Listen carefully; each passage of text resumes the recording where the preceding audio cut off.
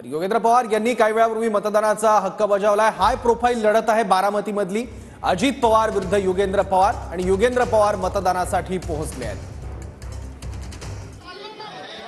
दादा, मतदान केलंय, नक्की काय भावना सध्या मनामध्ये?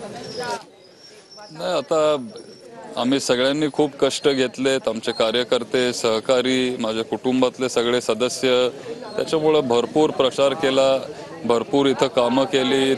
पवार साहेबांचं इथं खूप मोठं काम आहे आणि ते आपल्या सोबत आहे, त्याच्यामुळे मला जास्त काय काळजी वाटत नाही। पवार विरुद्ध पवार अशी एक थेट लढत होते। खरं तर अजितदादा पवारांकडे एक मोठा अनुभव आहे, त्यामुळे ही निवडणूक जरा आव्हानात्मक वाटते तुम्हाला? नाही, वाटत नाही, कारण पवार साहेब यांचा आशीर्वाद पूर्वी त्यांच्या सोबत होता, त्याच्यामुळे लोक त्यांच्या सोबत होते।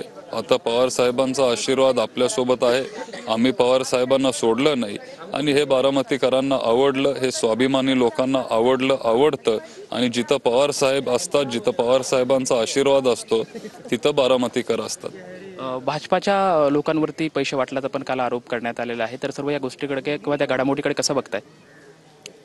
नाही, खरं तर जर कोण असं करत असेल तर मग ते चुकीचं आहे, असं लोकशाहीमध्ये केलं नाही पाहिजे, एवढंच माझं मत आहे। सध्या नागरिकांना किंवा मतदारांना काय आवाहन करताय तुम्ही?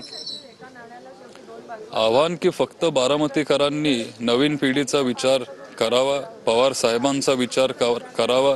पवार साहेबांना बारामतीकर विसरणार नाही, विसरूच शकत नाही, हा विश्वास आम्हाला आहे।